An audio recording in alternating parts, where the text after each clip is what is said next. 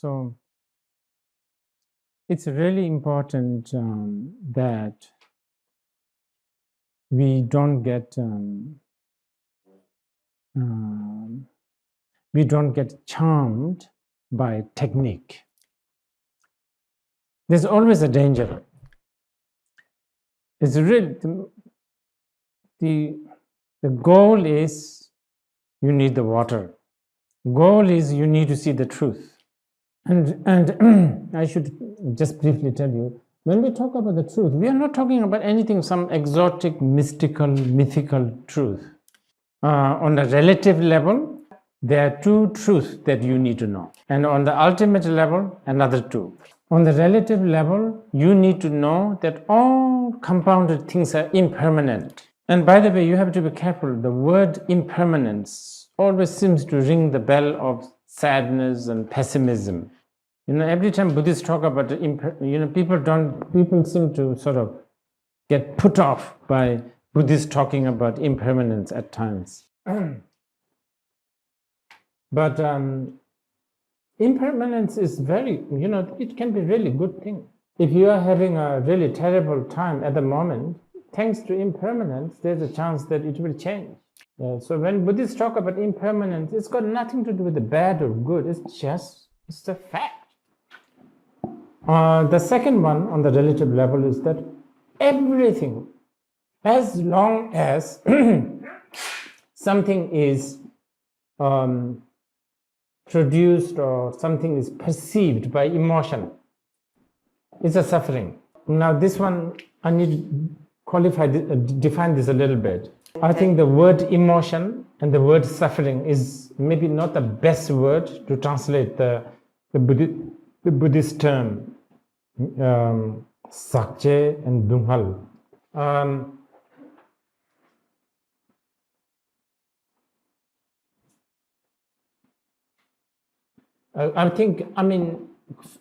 For the time being, the word emotion is okay.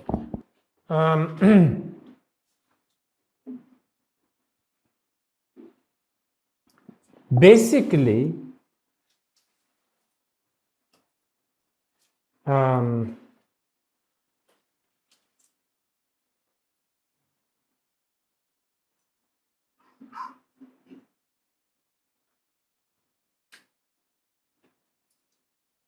interaction between subject and object, and especially when the subject, the mind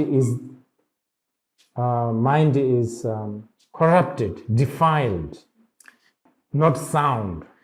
Let's say you really are, you are in the desert. You are so thirsty. You want water. And you are looking at a mirage. And there's a long distance. The mirage is not close. All this creates a projection of a sort of like a mirage, which looks like a water. Then you go towards that. Disappointment guaranteed, isn't it?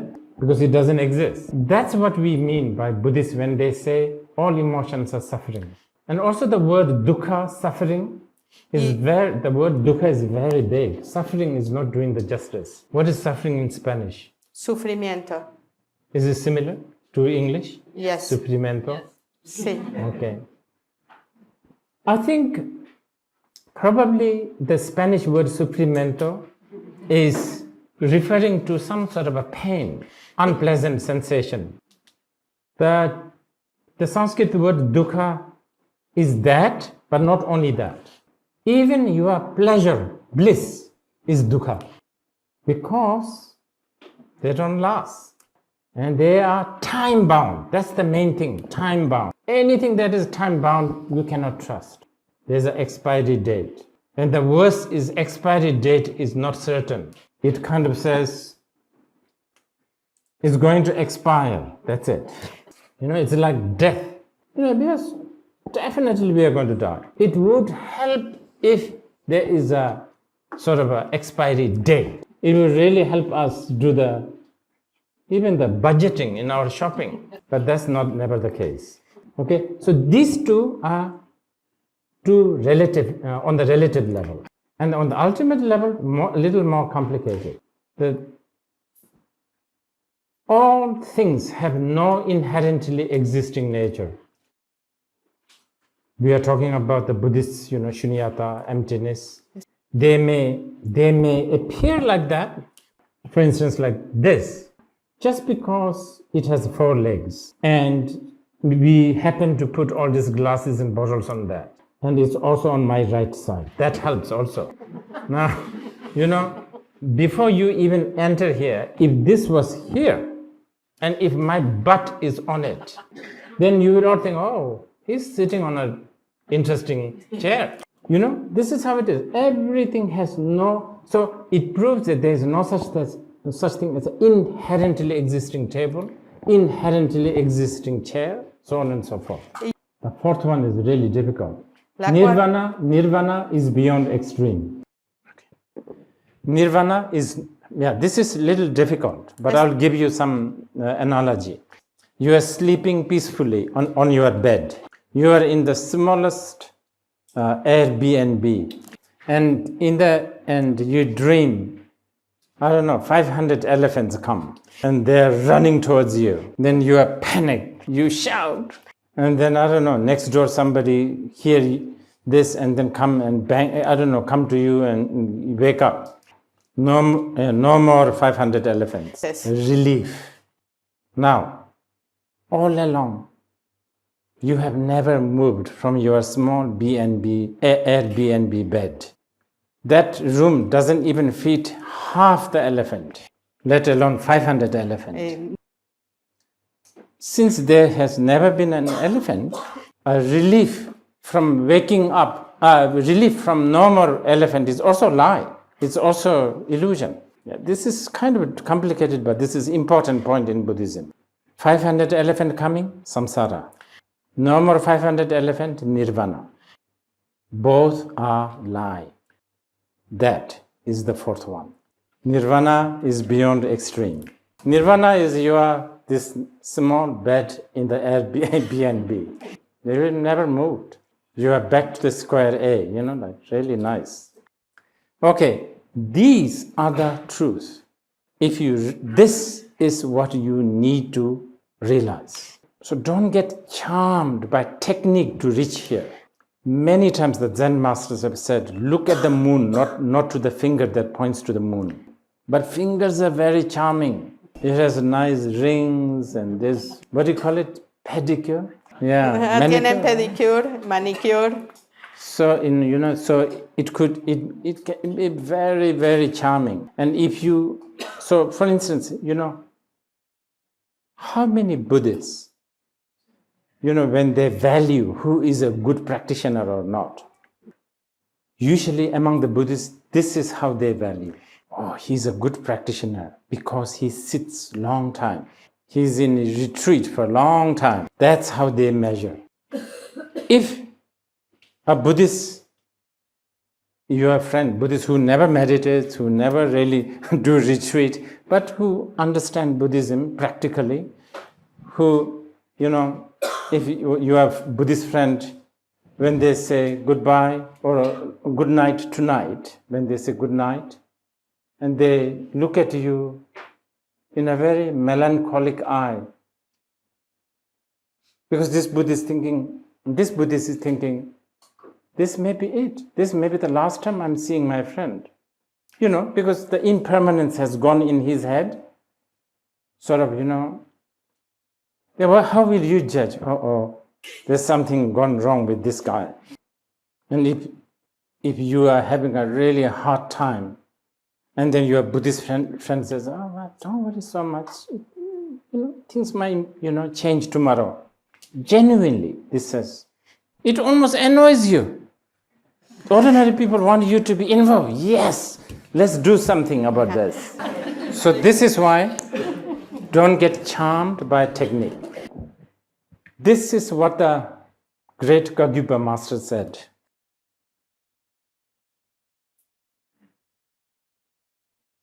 The technique that you use, you must always have this attitude, sort of, one day I'm going to get rid of you. Yeah, so really, so this is why, being Buddhist is least important. Because Buddhist, they are all technique. But you need it, therefore you also have to sort of treasure it, not to be charmed, but you still need to keep it. The other example is, we say it, like a sharpening the knife. You know what's happening right now? There's a problem such as anger. Then the antidote is love and compassion meditation. So their attitude is anger, something to get rid of. Love and compassion, something to keep. I mean, that's fine for now. But what you need to do is like a sharpening knife. When you sharpen the knife, there's the whetstone and then there's the metal. So basically, whetstone and the metal is eroding each other, isn't it? Basically, burning out each other. So your problem, of course, has to go, but your solution must also go. That's the kind of attitude you have to have as a spiritual person. Okay, so now having said all of this, let us now go to the second mindfulness of feeling. This morning I was talking about how when we say I, me, you always referring to four things. Form and the feeling and the mind and the reference. So feeling, now that's an important one. Now this is quite big. There's a lot of different layers of feeling. There's nothing more than feeling. Somebody sang that. Yes. So feeling, physical feeling, emotion, mind, maybe good to, you can, right this very moment, there must be a feeling. From the dullness, drowsiness, to, just anxiety, kind of what's next. And existentialist angst. That's a good feeling. And then just so many. There's eternalist feeling, nihilist feeling. I don't know.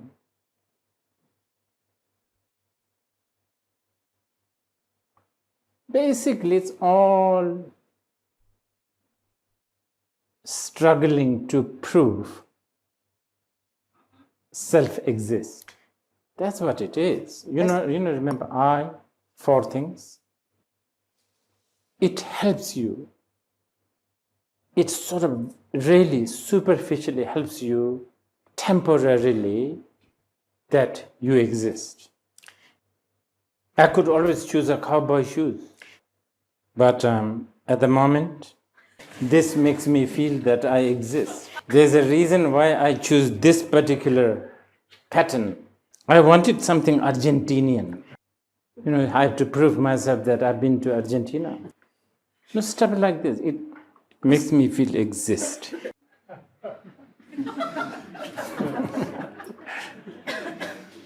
It's all like this. It's like just, I don't know.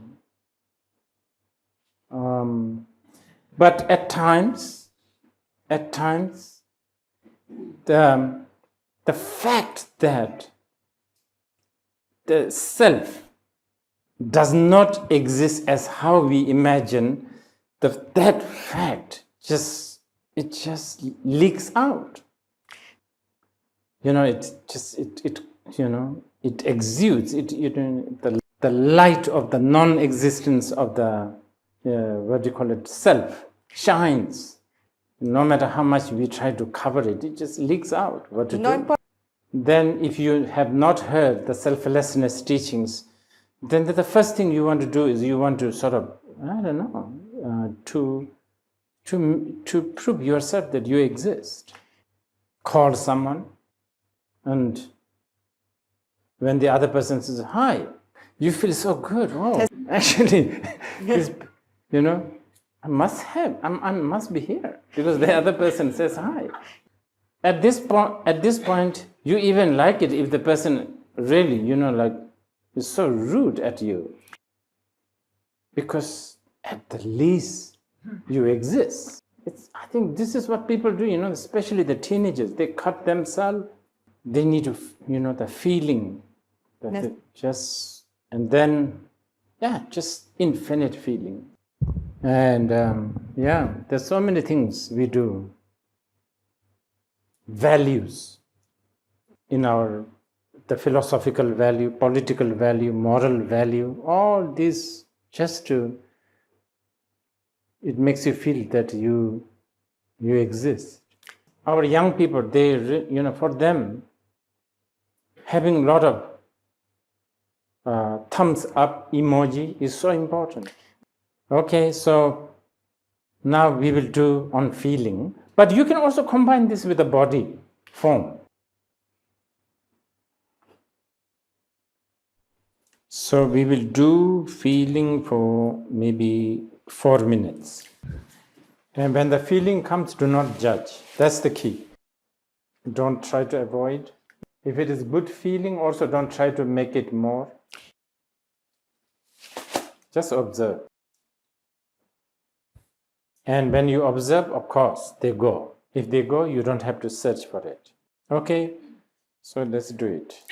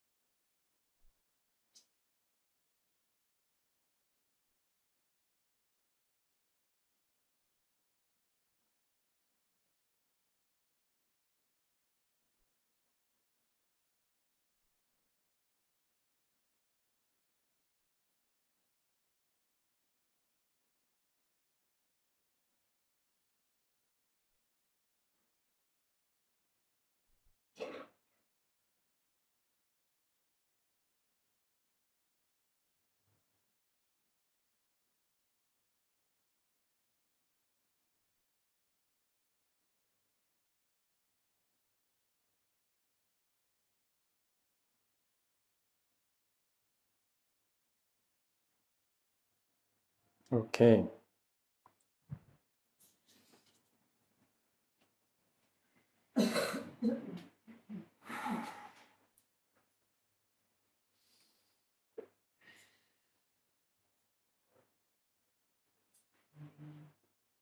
We have been talking about technique that is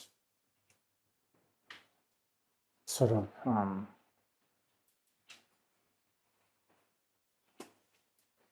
within the world of what we call meditation. But the post-meditation is, so-called post-meditation, the normal time, is so important, equally. That there is no app yet. There's no app on post-meditation app. In fact, I would say it's even more important. It's more challenging, actually. If you need to learn how to ride bicycle, you can learn in this room and be really good at it. But if you don't go out there, it's not so much a point. Out there, there's lots of traffic, lots of things to look at. So being able to ride there and being able to take shower while you ride and cook, those are so important. So the post-meditation is important. The technique of post-meditation, really, there's so much in the Buddha Dharma. I will tell you the most easy, most practical, and the thing that I myself do the most. I mean, there's so many simple ones. For instance, tonight when you go to bed, you can always tell yourself, okay, now I'm about to wake up. And so tomorrow when you wake up, and then you can tell yourself, oh, I'm now about to go to sleep and all this is my dream. There's just so many like this. And recently I was even suggesting, I think it was in, where was it? I think it was in Buenos Aires. I was suggesting people count cracks. 7 cracks a day. It can be crack on the buildings, it can be crack on the road, anything. Basically to train your mind to do something that's useless. One of the biggest cause of the suffering is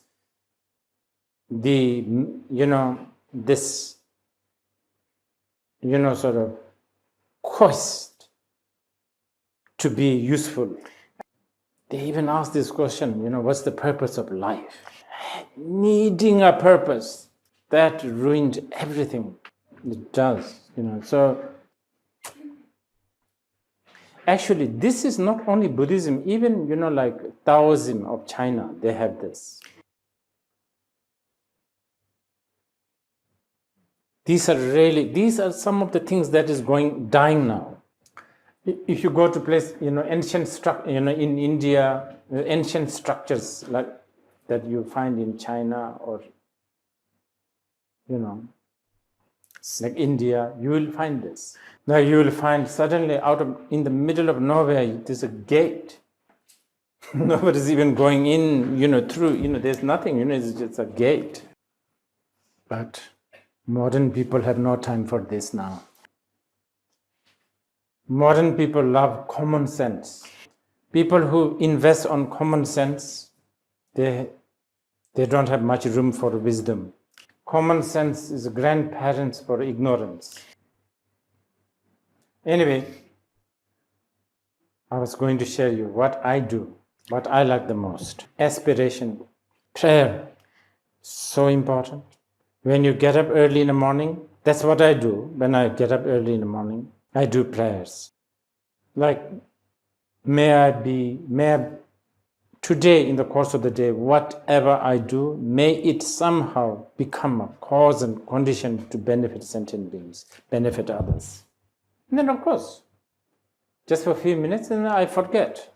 The whole day, I'm distracted by this and that. But I feel kind of good because I've already done the prayer in the morning. that somehow it is going to do something. And sometimes if I want to sort of make it more stronger, before I go to sleep, I do prayer. Prayer is so important. Again, the words like prayers, it may sound very theological and religious, but it's okay. Buddhism has a lot of religious aspect. 2 hours of sitting on a meditation cushion versus 1 minute of genuine prayer, I think I will choose the second one. Because the prayers also have some sort of a humility. Because it's sort of telling yourself that I don't have this, may I have this, sort of, there's some sort of a humility.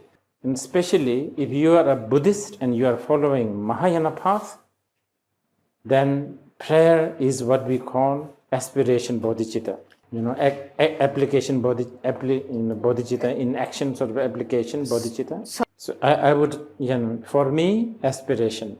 Now on top of that, as a post-meditation time, as a post-meditation practice, there are a few things that I can suggest. One really important one, I think, which could help you is you should really tell yourself that whatever you perceive, whatever you decide, whatever you project, is only your projection. Now we don't do this enough genuinely. We do sometimes say, well, in my opinion, we do sort of say this, but even as you say, in my opinion, you are already making a big concrete external object. Yeah, that's it. There's nothing else apart from your own opinion. Nothing whatsoever. That thing that's there is the water. In my opinion, there's a lot of fish inside. Who knows what they think? Those fish, they must have their opinion. And, they have their opinion actually should weigh more than my opinion because they live there all the time. But, that's how it is. So, everything. This is a fundamental Mahayana view, especially Yogacarya Buddhism. Everything is your mind. It would help if you can think of this sometimes, in my opinion.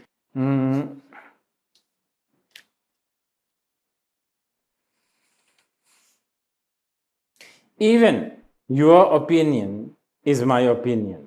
You know what I mean? This actually exists in the Buddhist teachings.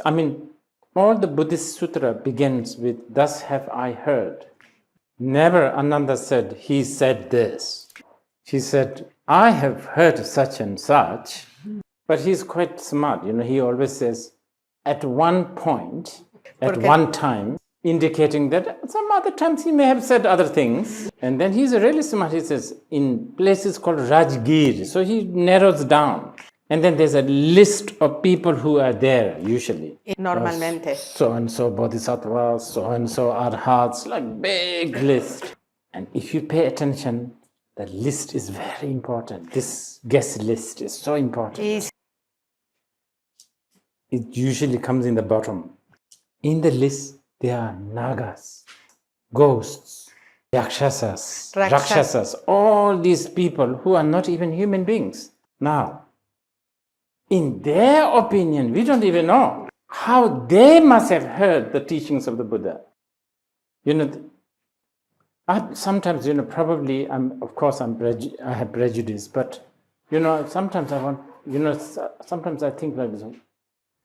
The Buddhism is one of the most sophisticated. Every word, every sentence there's so much thought went in there. It's like flawless. So this is why when Buddha taught Four Noble Truths, when he talked about how the samsara is full of suffering and how the sufferings are caused by emotion, some other people who are listening to this teaching, they heard it totally opposite. They hear samsara is full of bliss. They hear emotion is a wisdom. And all this we have to accept. We will do now the third one, the mind, a little bit. Not, this mind is very complicated. But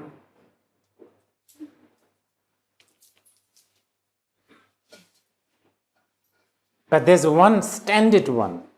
No matter where you go, you will hear this standard one. You will hear it in Burma, Sri Lanka, Tibet, China, Japan, everywhere. Don't dwell on the past, don't dwell on the future, be in the present. That phrase. But that phrase is, you can really go deeper and deeper what it means. No past, there's no future. And then even as you go deeper, there's no present. So stuff like that. So it's infinite. It's very deep.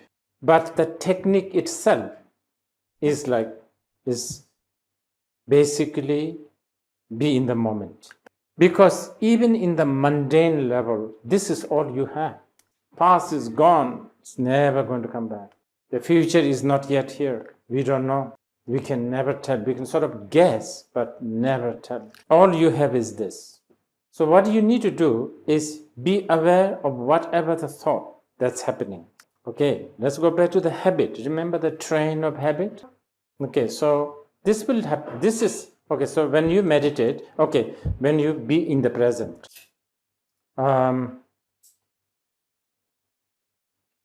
suddenly out of nowhere, something totally unexpected happens in your head. I don't know. Toothpick. See, now that I say toothpick, my second thought is dental floss. See the chain? That's how the dental floss leads to toothbrush, so on and so forth. But it's okay. It's okay. They can come. It's possible that dental floss can lead us to think of candle because it has some sort of a wax. And then the wax leads to honey. I don't know, honey leads to bees. And now it's getting really complicated. I was told that if all the bees die in one day, world will collapse in 2-3 years or something. So stuff like this. So it's getting more complicated. This is how the normal, remember I was telling you poking. Every time you poke, the habitual mind loves it. And even if you say, stop the honey, stop you dental floss. Even this is a poking. So what you do is whatever thought, you just be aware. Just keep on being aware. But there are a lot of traps here, sort of. This is what happens. The moment you aware, it's a bit like this. Let's say you go to toilet and you are peeing very comfortably. Suddenly, if somebody look at you, what happens? Stops. Isn't it? It's like this. The moment you are aware of thought, the thought stops. Then you think, yes, this is what I should do. You have been trapped by sense of victory. This, there's, things like this. So the technique is very simple. Just being aware. Now you have to trust this. You have to really trust this. Yeah. So now we are actually upgrading the definition of just sit. In this case, we are talking about just watch. Keep on watching. But your habit of needing to have a purpose, needing to do something, this is always going to come. So don't let them sort of topple your meditation. Okay, let's do 4 minutes. Okay, let's start.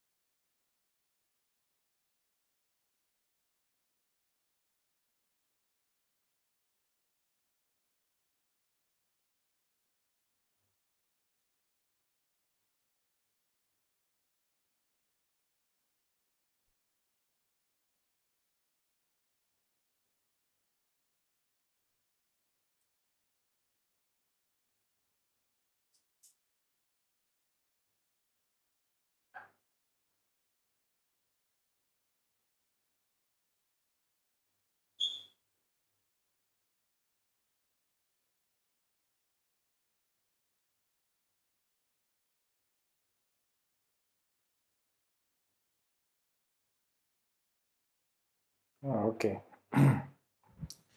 We take a break.